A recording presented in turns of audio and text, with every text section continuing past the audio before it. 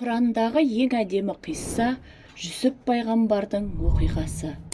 Хазірет Жүсіп құдықтың ішінде 3 күн 3 түн жатты.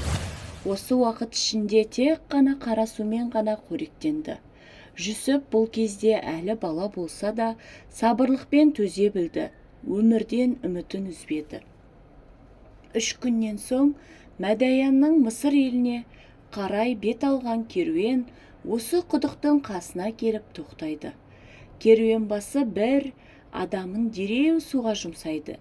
Әлгі адам құдыққа келіп шелегін тастап жіберіп, қайта тартқанда салмағы едәуір ауыр сезіледі.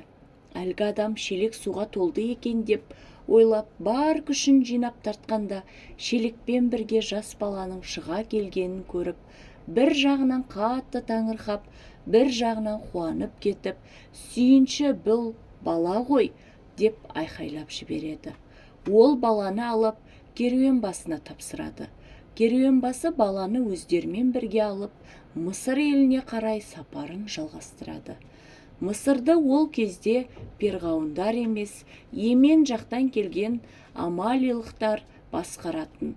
Олар перғауынды жеңіл, сол жерден 400 патшалық құрған.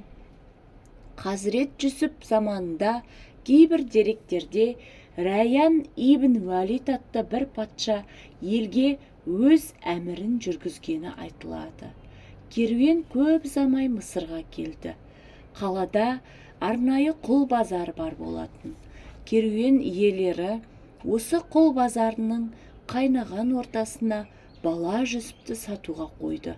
Сол кезде Мысыр еліндегі жоғары лауазымды ақсүйек Кетфер деген кісі бала сатып алмақшы болып, сол базарға барғантын. Ол үйленгелі көп жыл өтсе де, әйелі Зылиха әлі бала көтермеген еді. Олар базардан өздеріне әрі бала, әрі қызметші ретінде Жүсіпті лайық деп табады. Керуен иелері бала Жүсіпті оған болмашы ақшаға сатып жіберді. Ол баланы үйіне алып келіп, Зылихадан сүйінші сұрап жатып, бұған жақсылап қара.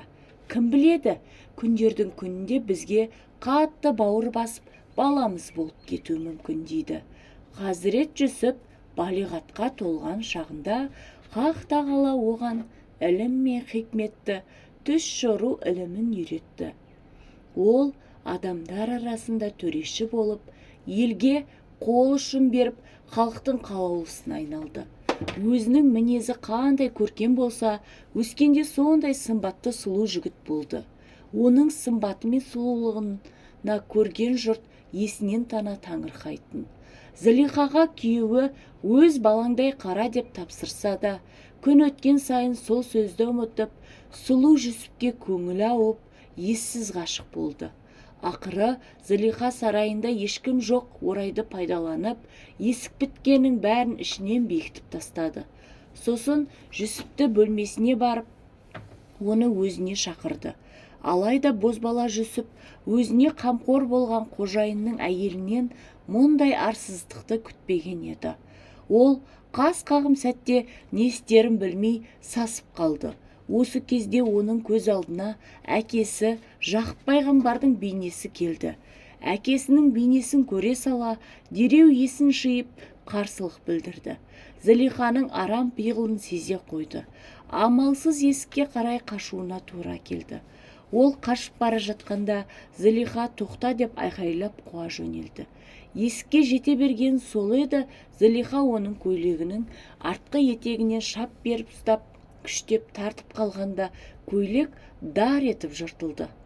Ол бұған да қарамай есіктің ілгегін ағытып сыртқа шыға бергенде алдынан Зылиханың немере ағасы мен күйеуі тұрады. Жүсіп ұялғаннан кірерге тесік таппады. Артынан қуа шыққан Зылиха да оларды көрген кезде дереу сайқалсып, жәбір көрген адамдай кемсеңдеп күйеуіне, сенің әйеліңе жамандық ойлаған біреудің жазасы сөзсіз зындан немесе жан түршігерлік азап деп ашулы жүзін Жүсіпке бұрды. Сонда Жүсіп Кетфердің жүзіне қарай алмай төмен қарап, жоқ, қайта ол көңілімді өзіне тартпақшы болды. Ал мен көнбей қарсылық танытып қаша жөнелдім. Ол мені ұстамақ болып көйлегімнің етегінен шап берген еді. Көйлегім жыртылып қалды дейді. Осы кезде Зылиханың немере ағасы ендеше кімнің ақ кімнің қара екенін анықтап көрелік. Егер Жүсіптің көйлегі алдынан жыртылса, Зылиханың айтқаны жөн деген сөз. Ал егер көйлек артынан жыртылған болса, онда Зылиха өтірік айтып бұл жігітке жала жауып тұрғаны дейді. Одан кейін көйлектің артынан жыртылғанын айқындалғанда Жүсіптікі дұрыс, Зылиханың сөзі жалған екендігі анықталды. Зылиханың немере ағасы оған қарап, ниетің неткен жаман еді сенің.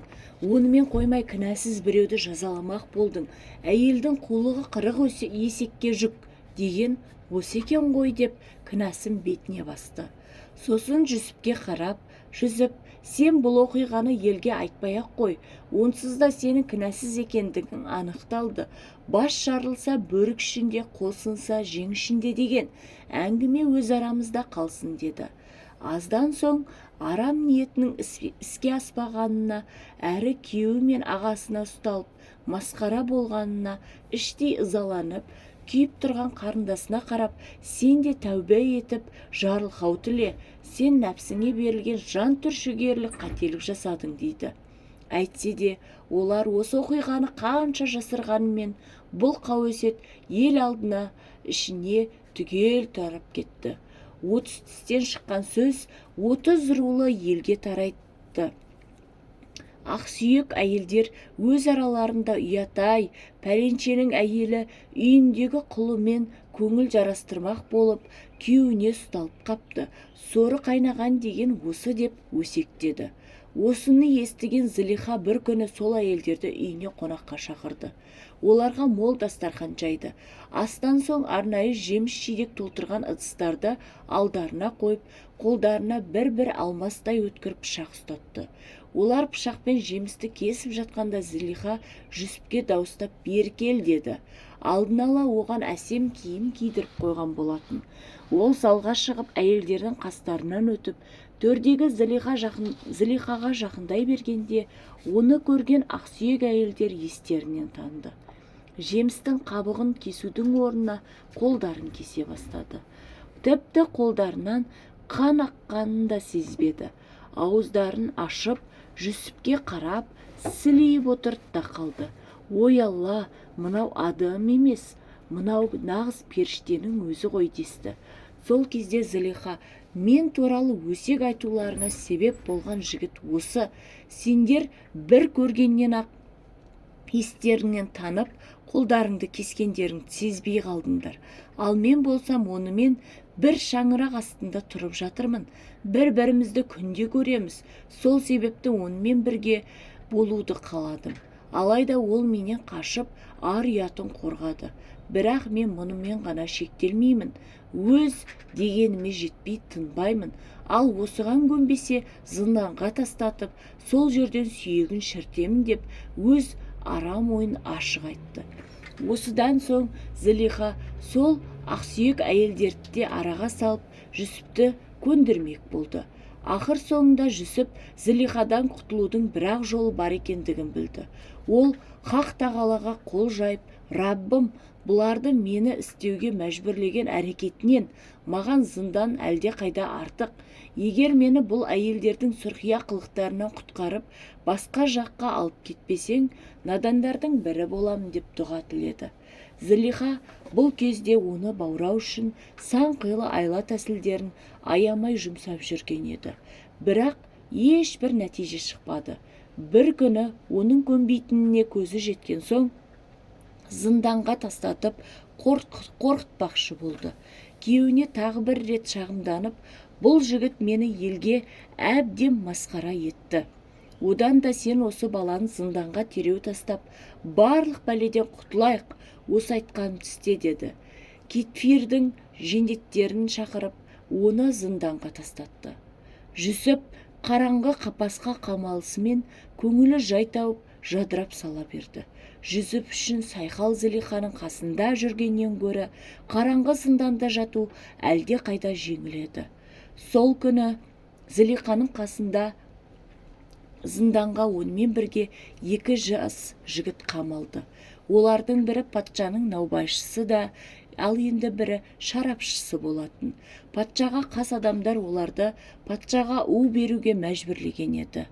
Нан жабушы олардың айтқанына амалсыз көнді, ал шарап құюшы келіспеді. Бірақ патша ниеттерін біліп қойып, екеуін де зынданға тастатты. Олар бір күні зынданда жатып, түс көріп, көрген түстерін Жүсіпке айтып, жорып беруін өтінді. Біреуі, мен түсімде шарап құйып жүргенімді көрдім десе, екіншісі, мен түсімде төбеме нан көтеріп жүр екенмін, оны құстар шоқып жүр екен дейді. Жүсіп олардың түсін жорудан бұрын оларды иманға шақырып, ақиқат дінді насихаттады. Мен Хақ тағаладан жіберілген пайғамбармын. Менің міндетім адамдарды тура жолға салу. Сендердің менің бойымнан көрген түс жору және жақсылық жасау сипаты, пайғамбарлық сипат.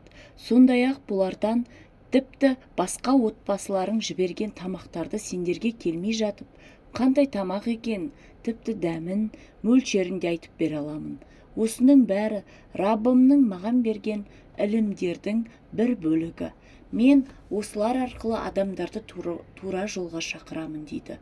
Одан соң Хақ пайғамбар оларға өзінің зынданда түсуінің себебін ұзын сонар түсіндіре келе, мен имансыз елден жырақ кеткім келді. Егер айтқандарын істегенімде, мен де солар сияқты иманнан жұрдай болар едім. Мен олардан бет бұрып, аталарым Жақып, Ысқақ, Ибрахимнің дініне мойынсұндым. Осының бәрі маған берілген Хақ тағаланың шарапаты дейді. Хазірет Жүсіп 2 жігітке осылайша дінді түсіндіре бастағанда, сол зынданда жатқандар оған жақындап келіп, сөздеріне құлақ түре бастады.